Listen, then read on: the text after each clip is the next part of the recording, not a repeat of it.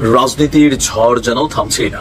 দেশ বিক্রি হয়ে যাচ্ছে, দেশকে যুদ্ধের ভেতর ঠেলে দিচ্ছে ইউনূস সরকার, কিন্তু বিএনপি সেসব নিয়ে কোনো আন্দোলন করছে না। বাংলাদেশের রাস্তায় ঘুরে বেড়াচ্ছে সেনা ট্যাঙ্ক, একটা দুটো নয়, একেবারে লাইন দিয়ে। ডক্টর মোহাম্মদ ইউনূসের পদত্যাগ দেওয়ার ঘোষণার পর এদিকে ডক্টর ইউনূসের পদত্যাগের বিষয়ে দেশ তোলপাড়। সকাল থেকেই দেশে নতুন পরিস্থিতি তৈরি হয়েছে, নেতাকর্মীদের মাঝে ভয়াবহ পরিস্থিতি, ক্ষমতার দখল নিয়ে সবকিছু দেখতে পারবেন এই সম্পূর্ণ প্রতিবেদনে। দেশের রাজনীতির মাঠে চলছে চরম অস্থিরতা, নানা ইস্যুতে সরকারের সাথে দূরত্ব বেড়েছে রাজনৈতিক দলগুলোর, এমনকি কিছু সিদ্ধান্ত নিয়ে সেনাবাহিনীর সাথে মত পার্থক্য তৈরি হয় সরকারের। দেশের টালমাটাল এই রাজনৈতিক পরিস্থিতিতে দর্শক, প্রধান উপদেষ্টা প্রফেসর ইউনূসের সঙ্গে রাজনৈতিক দলগুলোর মিটিং হলো। সেই মিটিং থেকে কি ফলাফল আসলো, এই ফলাফলটাও চলে এসেছে ইতিমধ্যে। সেটা নিয়ে যে কানাঘোষা তৈরি হয়েছে সেটাও আপনারা জানেন। তো প্রধান উপদেষ্টা, আওয়ামী লীগকে কেন ফ্যাসিস্ট বলা হচ্ছে? এখানে লুম্পেন প্রলেতারিয়েট আছে, যে লুম্পেন প্রলেতারিয়েটটাকে ব্যবহার করে হিটলার জার্মানিতে নাজিজম করেছিলেন, ঠিক একইভাবে বাংলাদেশেও লুম্পেন প্রলেতারিয়েট আছে। বাংলাদেশে বিভিন্ন বিপদে আপদে তারা এগিয়ে আসছে এবং সেনাবাহিনীর বিরুদ্ধে অভিযোগও আছে তারা বিভিন্ন সময় ক্ষমতাও দখল। বাংলাদেশের বর্তমান বাস্তবতায় কোটি টাকার একটা প্রশ্ন হচ্ছে, সেনাবাহিনী কি রাষ্ট্র ক্ষমতা দখল করছে? সেনাবাহিনী কি সেনা শাসন জারি করতে চলেছে? উত্তরটা হ্যাঁ কিংবা না, কোনটা সেটা আপনারা খুব ভালোই জানেন। নির্বাচনের সুনির্দিষ্ট তারিখ ঘোষণার ব্যাপারে উপদেষ্টা পরিষদের ভেতর থেকেই কিন্তু চাপ বাড়ছে। অন্তত দুদিন সেই বিষয়টি আজ করতে পেরেছেন ডক্টর মোহাম্মদ ইউনূস। আইন শৃঙ্খলা পরিস্থিতি সামাল দিতে না পারা সহ নানামুখী রাজনৈতিক চাপে বিপাকে রয়েছে অন্তর্বর্তী সরকার। জঙ্গি এই জঙ্গিকে বর্তমান সরকার। দর্শক, আপনারা কি সম্প্রতি বাংলাদেশের বিভিন্ন প্রান্তে চলা অস্থিরতা লক্ষ্য করেছেন? লক্ষ্য না করে হয়তো উপায় নেই, কারণ এই আন্দোলনগুলো এখন এতটাই ব্যাপক যে দেশের স্বাভাবিক কার্যক্রম ব্যাহত হচ্ছে। আসসালামু আলাইকুম দর্শক, নতুন একটি নিউজে আপনাকে স্বাগতম। ইতিমধ্যে আমরা দেখতে পাচ্ছি দেশের মধ্যে অনেক অস্থিতিশীল পরিবেশ হয়েছে। ডক্টর ইউনূসের পদত্যাগের বিষয়ে গত 2 দিন যাবৎ যে যা পারে করতেছে এবং যে যা পারে বলতেছে, এবং নেতাকর্মী এবং ডক্টর ইউনূস এবং বিভিন্ন রাজনৈতিক দলের যে নতুন নতুন নেতা রয়েছে সবার সাথে কিন্তু ডক্টর ইউনূস বৈঠক করেন গতকাল রাতে, এবং সেই বৈঠক থেকেও অনেক তথ্য বেরিয়ে আসে। দর্শক শ্রোতা, দেশের এই রাজনৈতিক প্রেক্ষাপটগুলো পর্যালোচনা করে আমরা অনেক তথ্য এবং ভিডিও পাই। সর্বশেষ ডক্টর ইউনূসের কি হয় এবং দেশের রাজনৈতিক প্রেক্ষাপট এবং ক্ষমতার চেয়ারটিতে আগামীতে কে বসবে, আপনারা সব কিছু দেখতে পারবেন এই একটি ভিডিওর মাধ্যমে। আপনারা ধারাবাহিকলি সম্পূর্ণ ভিডিও কন্টিনিউ করবেন। আসুন, আমরা আর কথা বাড়াচ্ছি না, আমরা সরাসরি ভিডিওর মূল আলোচনাতে চলে যাচ্ছি। দেশ বিক্রি হয়ে যাচ্ছে, দেশকে যুদ্ধের ভেতর ঠেলে দিচ্ছে ইউনূস সরকার, কিন্তু বিএনপি সেসব নিয়ে কোনো আন্দোলন করছে না। করছে কি নিয়ে? ইশরাক হোসেনকে মেয়র পদে বসানো নিয়ে। এখন কি এই মিষ্টি মিষ্টি রাজনীতির সময়? এই যাত্রায় যদি ডক্টর ইউনূস টিকে যায়, তাহলে আপনারা দেখতে পাবেন যে বাংলাদেশকে সর্বতোভাবে বিদেশিদের হাতে তুলে দিয়ে যুদ্ধ লাগিয়ে এই বিখ্যাত ক্যানভাসার ইউনূস বাংলাদেশকে কোন অতলে নামায়। বিএনপি এ কথা বোঝেনি বা ভাবেনি যে ক্ষমতার ভাগ এনসিপি এবং জামায়াতকে দিতে হবে, আর এরা বিএনপিকে আস্তে আস্তে ক্ষমতা থেকে দূরে সরিয়ে দেওয়ার কাজে এতটা সফল হয়েছে। বাংলাদেশের রাজনীতিতে বিএনপির মতো এরকম সুযোগপ্রাপ্ত বা সুবিধাপ্রাপ্ত দল খুব কমই আছে। ক্ষমতায় যাওয়ার জন্য দলটিকে কখনোই কোনো কষ্ট করতে হয়নি, আন্দোলন করতে হয়নি, তেমন কিছুই করতে হয়নি। ক্ষমতা আপসে আপ তাদের কাছে এসে ধরা দিয়েছে এবং তারা শুধু কষ্ট করে ক্ষমতায় থেকেছে। একেবারে শুরু থেকে চিন্তা করুন, বঙ্গবন্ধুকে সপরিবারে হত্যা করেছে একদল সেনা কর্মকর্তা, তারপর তারা জিয়াউর রহমানকে ক্ষমতায় বসিয়েছে। এরকমটাই তো বিএনপি নেতারা বলেন সব সময়, তাই না? তারপর ক্ষমতায় বসে বঙ্গবন্ধু আর জেলের ভিতর জাতীয় 4 নেতার খুনিদের জিয়াউর রহমান ইনডেমনিটি দিয়েছেন, পুনর্বাসিত করেছেন ক্ষমতা কাঠামোতে এবং নানা রকম সুযোগ সুবিধা দিয়েছেন। তারপর নিজের দল গঠন করেছেন, দলকে রাষ্ট্রের টাকায় লালন পালন করে বড় করেছেন এবং নিজে একই সঙ্গে প্রেসিডেন্ট, প্রধান সামরিক আইন প্রশাসক এবং সেনা প্রধানও থেকেছেন। দর্শক, বাংলাদেশের বর্তমান বাস্তবতায় কোটি টাকার একটা প্রশ্ন হচ্ছে, সেনাবাহিনী কি রাষ্ট্র ক্ষমতা দখল করছে? সেনাবাহিনী কি সেনা শাসন জারি করতে চলেছে? উত্তরটা হ্যাঁ কিংবা না, কোনটা সেটা আপনারা খুব ভালোই জানেন। যদি হ্যাঁ হয় তাহলে পাল্টা প্রশ্ন আসে, তাহলে এত দেরি করছে কেন সেনাবাহিনী? কিন্তু উত্তরটা যদি না হয় তাহলে প্রশ্ন আসে, তাহলে সেনাবাহিনীকে নিয়ে এত গুজব প্রপাগান্ডা তৈরি হচ্ছে কেন? আসলে উত্তরটা কি? আসলে উত্তরটা কি এটা তো আমরা সবাই জানি, কারণ অনেক দিন আগে, শুধুমাত্র অনেক দিন আগেই না, একাধিকবার বাংলাদেশের সেনাপ্রধান ব্যাপারটা নিশ্চিত করেছেন। তিনি বারবারই বলেছেন, প্রেক্ষাপট তৈরি হওয়া সত্ত্বেও আমরা জানি যে প্রেক্ষাপট তৈরি হয়েছে, নানা সময় প্রেক্ষাপট তৈরি হয়েছে যে সেনা শাসন ছাড়া এখন আর কোনো উপায় নেই। সেরকম প্রেক্ষাপট তৈরি হওয়া সত্ত্বেও সেনাপ্রধান কিন্তু বারবার পরিষ্কার করে এসেছেন যে তার কোনো উচ্চাভিলাষ নেই এবং তিনি রাষ্ট্র ক্ষমতা দখল করতে চান না, অন্যরকম কিছু করতে চান না। ব্যাপারটা পরিষ্কার হওয়ার পরেও এবং সেনাবাহিনীর কার্যক্রমেও সেটা পরিষ্কার হওয়ার পরেও কেন সেনাবাহিনীকে বিতর্কিত করার চেষ্টা করা হচ্ছে, কেন সেনাবাহিনীকে সরকারের প্রতিপক্ষ হিসেবে দাঁড় করানো হচ্ছে, কেন কিছু রাজনৈতিক দল সেনাবাহিনীর নামে প্রোপাগান্ডা ছড়াচ্ছে। ভুঁইফোড় প্রেসিডেন্ট সেক্রেটারি নির্ভর রাজনৈতিক দলের নেতারা সেনাবাহিনীর প্রধান এবং সেনাবাহিনী সম্পর্কে এখনো যাচ্ছে তাই কথা বলে যাওয়ার সাহসটা কোথায় পাচ্ছে? এই ইন্ধনটা কারা দিচ্ছে? গোড়াতে আসলে বসে আছে কারা? সেই আলোচনাটা করে একটা সমাধান খুঁজে বের করার চেষ্টা প্রশ্ন করেছিলাম। সেনাবাহিনী কি রাষ্ট্র ক্ষমতা দখল করবে? সেনাবাহিনী কি সেনা শাসন জারি করবে? সেরকম বাস্তবতা কখনো কখনো পরিলক্ষিত হলেও সেনাবাহিনীর টেন্ডেন্সি কি সেরকম আমরা দেখেছি? কিংবা এই সেনাপ্রধান কি ক্ষমতার জন্য লালায়িত কিংবা ক্ষমতার জন্য অনেক বেশি লোভী হয়ে পড়েছেন?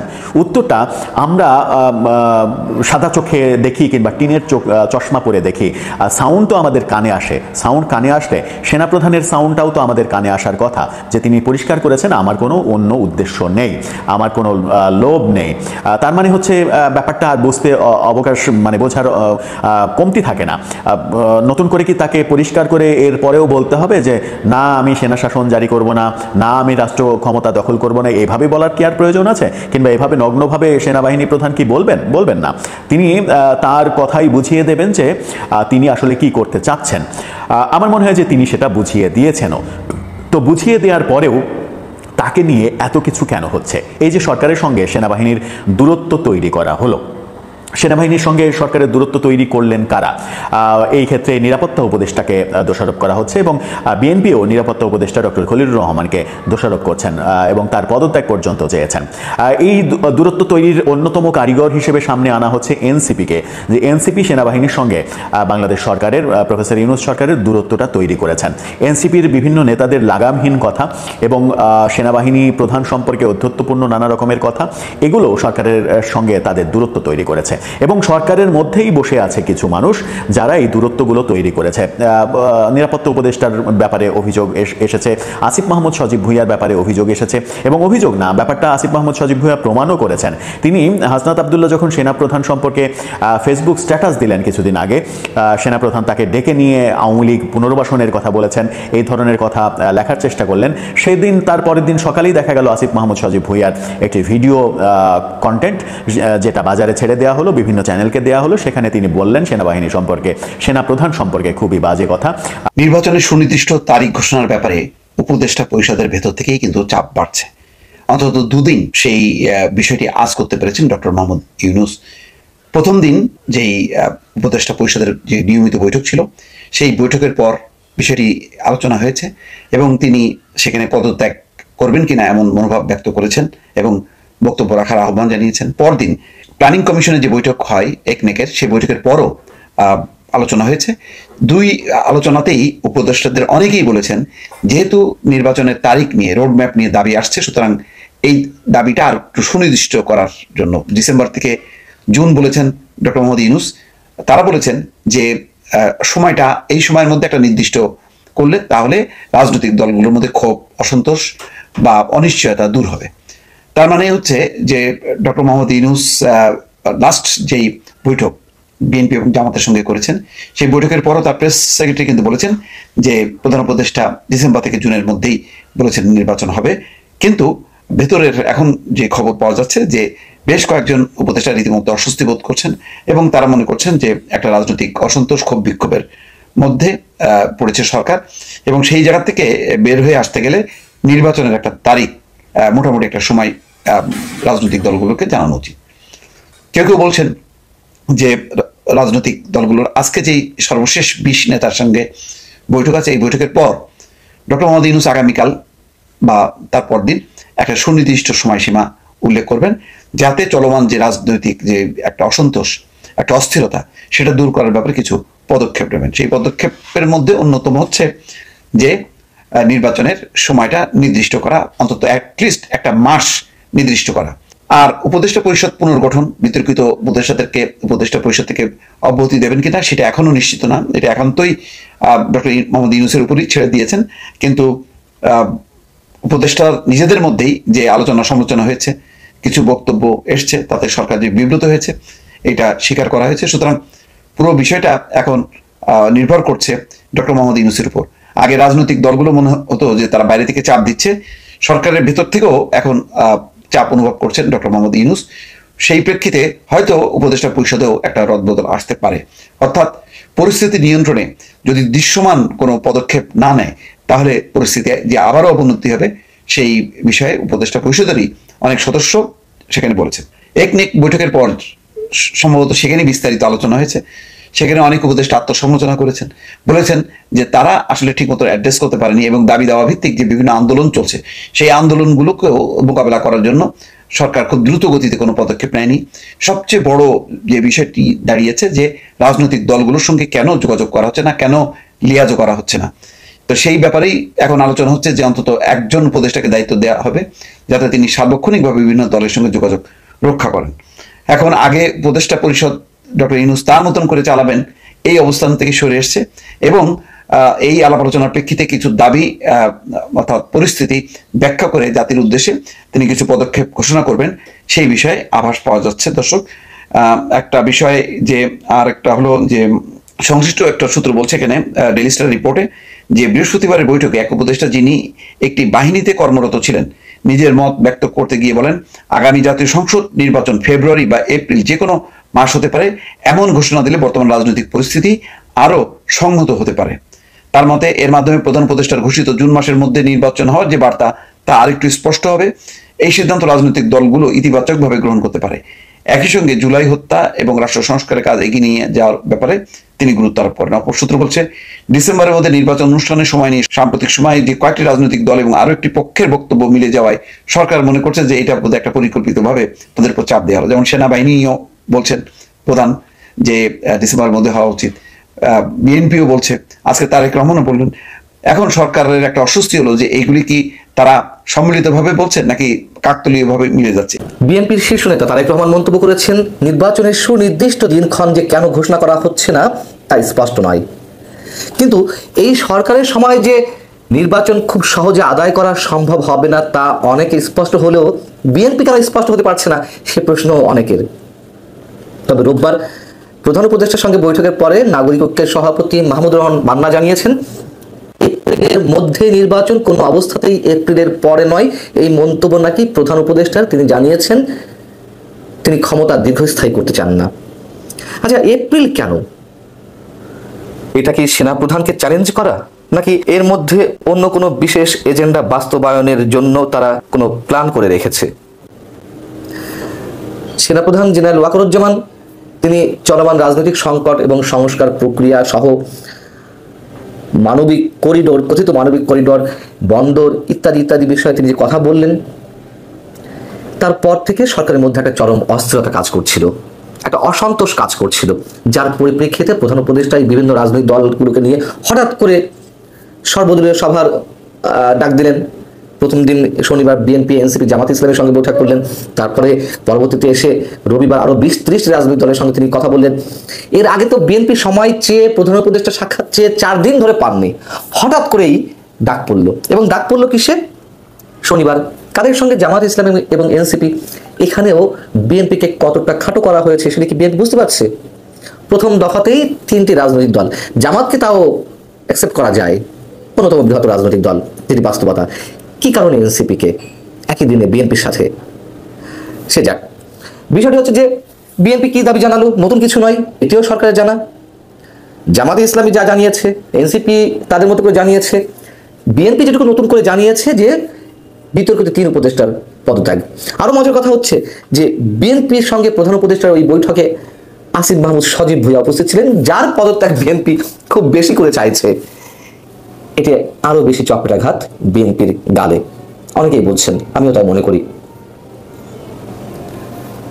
গণতন্ত্র মঞ্চ রবিবার প্রধান উপদেষ্টার সঙ্গে বৈঠক করে তারাও বেশ কিছু দাবি জানিয়েছে। তেমন কিছু দাবি আছে, সংস্কার, বিচার এবং নির্বাচনের রোডম্যাপ। তার সাথে তাদের আরো কয়েকটি দাবি আছে, সেগুলো বেশ সিগনিফিক্যান্ট মনে হতে পারে অনেকের কাছে, কারো কারোর সাথে মিলে যায়। তারা বলছে গণঅভ্যুত্থানের শক্তিগুলোর ঐক্য বজায় রাখতে ও পারস্পরিক দূরত্ব কমাতে জাতীয় রাজনৈতিক পরিষদ গঠন। এমনিতে জাতীয় ঐক্য কমিশন, এই যে বিভিন্ন ধরনের কমিটি, আবার এর মধ্যে জাতীয় রাজনৈতিক পরিষদ আর কি আলাপ আলোচনার ভিত্তিতে জুলাই মাসের ভিতরে জুলাই সনদ তৈরি করা, যার জন্য ছাত্র উপদেষ্টারা বা ছাত্র সমন্বয়করা একেবারে তারা উতলা হয়ে গেছে এবং জুলাই সনদের ভিত্তিতে এই মুহূর্তে যেসব সমস্যা করা সম্ভব সেগুলো যথাসম্ভব দ্রুত বাস্তবায়ন। এর সাথে তারা আরো যে কথাটি বলেছে আরো সিগনিফিক্যান্ট, গণ অভ্যুত্থান পরবর্তী বাংলাদেশে সব দলের মতামতের ভিত্তিতে অন্তর্বর্তী সরকারের প্রধান হিসেবে দায়িত্ব নিয়ে প্রফেসর ডক্টর মোহাম্মদ ইউনূস এই সময়ের জন্য জাতীয় ঐক্যের প্রতীক হয়ে উঠেছেন। তার মানে কি দাঁড়ালো? এটাই তো ডক্টর মোহাম্মদ ইউনূস চাইছিলেন, যে সেনা প্রধানের বক্তব্যে একটু নড়েচড়ে উঠেছে সরকার, সাধারণ মানুষের যে চাওয়া, রাজনৈতিক দলগুলোর যে চাওয়া দ্রুত নির্বাচন ডিসেম্বরের মধ্যে, সেই জায়গা থেকে অবশ্যই কথিত মানবিক করিডর বা বন্দর সহ অন্যান্য ইস্যু রয়েছে, সেই জায়গা থেকে একটা চরম অসন্তোষ এবং অস্থিরতা থেকে সব রাজনৈতিক দলের সঙ্গে বসলো এবং এটাই আশা করছিল, এটাই টার্গেট দিয়েছিল এনসিপি, যে সর্বদলীয় আলোচনা সভা যেগুলো করা হবে তাতে যেন ডক্টর মোহাম্মদ ইউনূসের প্রতি একটা সমর্থন তৈরি হয়। এবং গণসংহতি আন্দোলন বা গণতন্ত্র মঞ্চ যা বলল, ডক্টর মোহাম্মদ ইউনূসের জন্য এটাই প্রয়োজন ছিল। কিন্তু অবাক বিস্ময়ের বিষয়, তারা এসব বিষয়ে আলোচনা করতে চাইছে, একসাথে আলোচনা করবে, কিন্তু ঘুণাক্ষর এর মধ্যে আমাদের এই মুহূর্তের সবচেয়ে বড় যে দুশ্চিন্তার বিষয় কথিত মানবিক করিডর কিংবা বন্দর ইস্যুতে সরকার কারোর সঙ্গে আলোচনা করবে, আলোচনার প্রয়োজন মনে করবে, অথবা যে জুলাই সনদ, বিতর্কিত জুলাই সনদ, সেটি নিয়েও কারোর সঙ্গে আলোচনা করবে। যখন যেটি প্রয়োজন হয় সরকারের, তখন তো কারোর সাথে আলোচনা করার প্রয়োজন মনে করে না। আওয়ামী লীগের কার্যক্রম নিষিদ্ধ করা হলো, সে বিষয়ে কারোর সঙ্গে আলোচনা করেনি। বা এই যে সরকারি কর্মকর্তাদের বা কর্মচারীদের ওই দিন শর্ট টাইমের মধ্যে বরখাস্ত করা যাবে যে নতুন খসড়া করা হয়েছে, সে বিষয়ে কারোর সঙ্গে আলোচনা করা হয়েছে। এত বড় একটা বিষয় করা হয়নি এবং এগুলো করা হবে না, এবং এগুলোর প্রতি কোনো ধরনের কোনো ভ্রুক্ষেপই নেই। মজার বিষয়টি হচ্ছে যে সেনাপ্রধানের বক্তব্যের পরে সরকারের যে টার্গেট ছিল নানান ধরনের নাটকীয়তার মধ্য দিয়ে, সেটি করা হলো, কিন্তু সরকার যে অস্থিরতার মধ্যে পড়েছিল সেটিকে বিএনপি ক্যাশ করতে পারলো না। বাংলাদেশ সেনাবাহিনী বাংলাদেশের বিভিন্ন বিপদে আপদে তারা এগিয়ে আসছে এবং সেনাবাহিনীর বিরুদ্ধে অভিযোগও আছে তারা বিভিন্ন সময় ক্ষমতাও দখল করেছে। এখন জেনারেল জিয়া সর্বপ্রথম সামরিক শাসন জারি করেন এবং পরে রাজনীতিতে সংশ্লিষ্ট হন, দল করেন বিএনপি, এবং তাকে পরে অনুসরণ করেন জেনারেল এরশাদ। সেনা শাসনের পর তিনিও ক্ষমতায় বসেন এবং দল করেন জাতীয় পার্টি। এখন আমরা যদি ইউরোপ আমেরিকার দিকে তাকাই, সেখানে দেখবেন যে সেনাবাহিনীরা অনেকটা সাধারণ মানুষ যেরকম চাকরি বাকরি করে, সরকারি চাকরি, তারাও অনেকটা সেই রকম সাধারণ মানুষের মতোই, চাকরি একটা চাকরি তাদের। এখন হোক সে মেজর, হোক সে কর্নেল, হোক সে জেনারেল, মানে তাকে দেখে আপনি বুঝতেই পারবেন না ইউরোপ আমেরিকায় সে উচ্চ পদস্থ একজন সেনা কর্মকর্তা, মানে ভেরি সিম্পল ম্যান তারা। এখন তৃতীয় বিশ্বে এসে এই সেনাবাহিনীর ব্যাপারটা উল্টে যায়, মানে এরা হইল পাওয়ার শোডাউন করে তারা, মানে এটা হয়ে গেছে এখানকার কালচার তৃতীয় বিশ্বে, এবং বিশেষ করে সেটা আফ্রিকাতেও আছে। এখন কিছুদিন আগে নাগরিকদের নেতা হাসনাত আব্দুল্লাহ অভিযোগ করেছিলেন যে সেনাবাহিনী তাদের ডেকে নিয়ে প্রস্তাব দিয়েছে যে নতুন আওয়ামী লীগ করার, রিফাইন্ড আওয়ামী লীগ, সেখানে হাসিনা, শেখ পরিবার এসব বাদ যাবে, সেখানে নেতৃত্বে থাকবেন শিরিন শারমিন, সাবের হোসেন চৌধুরী। এখন তার অভিযোগ, এই অভিযোগের পর তারা এটাও বলছে যে সেনাবাহিনী রাজনীতিতে হস্তক্ষেপ করছে। এখন আমরা গত বুধবার দেখলাম যে সেনানিবাসের একটি অনুষ্ঠানে সেনাপ্রধান জেনারেল ওয়াকারুজ্জামান নিজেও বলছেন যে তারা ডিসেম্বরের মধ্যে নির্বাচন চান, নতুন সরকার চান জানুয়ারিতে 2026, এবং করিডোর দেওয়ার সিদ্ধান্তের কথাও তিনি বলছেন যে এটা নির্বাচিত সরকার করলেই ভালো। এখন সেনাপ্রধানের এই বক্তব্যের পরদিন ইউনূস পদত্যাগের চিন্তা করেছেন বলে জানান, তখন নাহিদ এবং নাগরিকদের সবাই দৌড়ে আসে এবং রাজনীতিতে একটা তুলপাস শুরু হয়। এখন প্রশ্ন উঠেছে যে সেনাবাহিনী আসলেই হস্তক্ষেপ করছে কিনা। এই যে সেনাপ্রধান বক্তব্য দিলেন, বিশেষ করে নির্বাচন নিয়ে, করিডোর নিয়ে, এগুলোতে সেনাবাহিনী কথা বলা উচিত কি উচিত না। এখন প্রথম কথা হলো, আমাদের দেশের রাজনীতিবিদরাই সময়ে অসময়ে সেনাবাহিনীকে দেখেছেন তারা রাজনীতির স্বার্থে, কখনো নিজেদের স্বার্থে, কখনো দলের স্বার্থে। এখন সেনাবাহিনীতে অতীতে অনেক হত্যাকাণ্ড সংঘটিত হয়েছে, যেগুলো রাজনৈতিক হত্যাকাণ্ড, রাজনীতির ধারাবাহিকতায় এসছে। যেমন ব্রিগেডিয়ার খালেদ মোশাররফ, কর্নেল তাহের, এরকম অনেক নাম আছে যেগুলো রাজনীতির শিকার হয়েছেন বলে অনেকেই মনে করে। এখন বর্তমান সরকার দেশ পরিচালনায় সেনাবাহিনীকে ম্যাজিস্ট্রেসি ক্ষমতা দিয়েছে, এখন দেশ পরিচালনা তো একটা রাজনীতিরই অংশ। এখন সেই হিসাবে সেনাবাহিনী কিন্তু রাজনীতির সাথে ইনভলভ হয়ে যাচ্ছে।